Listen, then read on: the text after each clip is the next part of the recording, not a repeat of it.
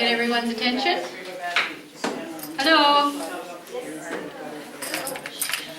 We're going to do open mic now.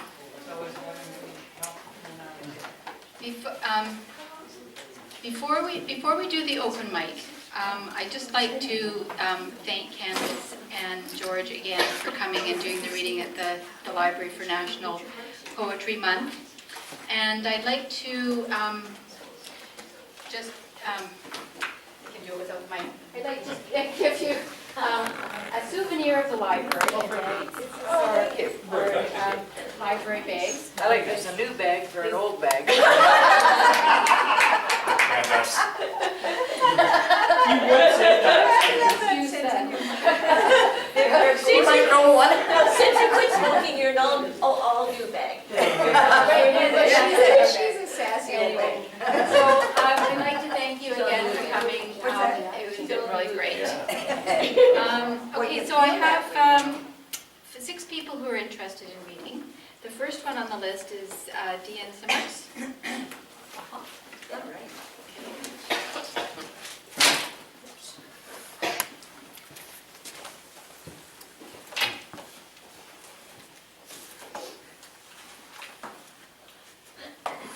So the first poem is from, I belong to Thursday Writers Group in the Van East side, and Ellie Gardner runs it, and what she does is she does prompts. So a couple of weeks ago, she had a prompt called Musically Speaking, and I wrote a poem which is now online with a magazine called Whisper, which is an American magazine. I haven't read this one before, so it's a newbie. Musically Speaking, and when I got the prompt, like all poets, we have a tendency to go somewhere, and in this case I went there with Wallace Stevens, and you understand once I start reading it. This is not about a blue guitar, but a blues guitar, where hands of my brother's friends were on it in his basement suite playing Angie, and his wife-to-be was here from California. It is ebony and pearl inlaid. But like Wallace and his 13 blackbirds, this is another view after Steve moved away and sold his guitar to my brother. Blues licks for years, playing the sounds from my brother's house.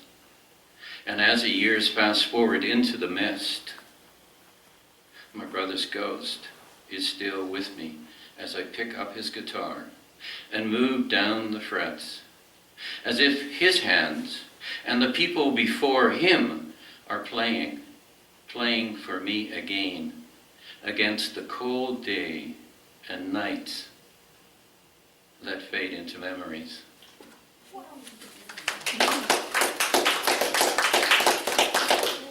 The next one is a one from, I guess there's a few people here that are my age. I went to grade 13, which was called King Ed, and then it became, I guess, City College.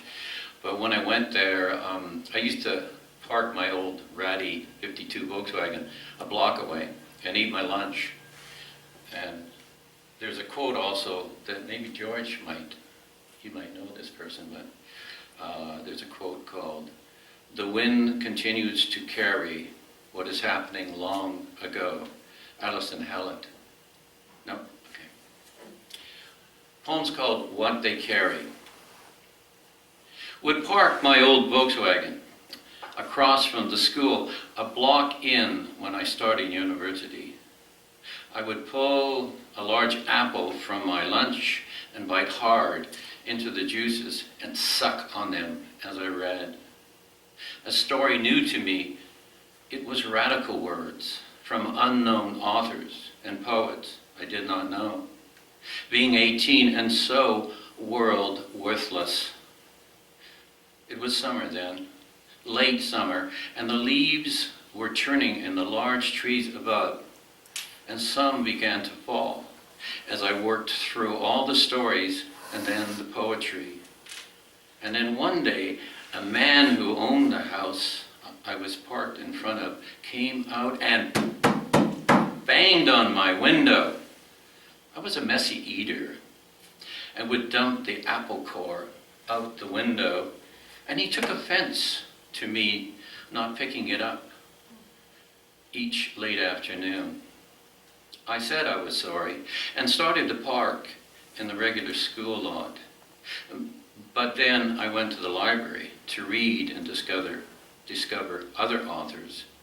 So I think this poem is to thank him for asking me to move on. The last one is, if I can find it in my mess.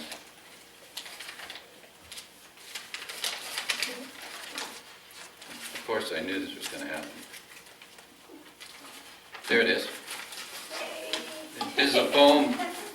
It's a love poem. It's to someone who is here tonight and who is very, very, very close to me.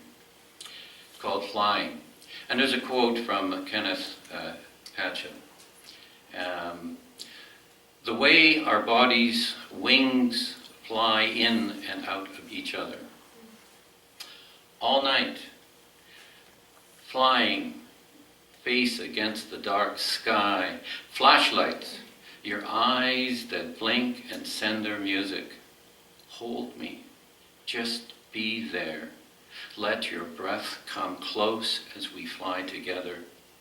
Away from the rules of the morning, let the night take us to where we can be in each other's arms.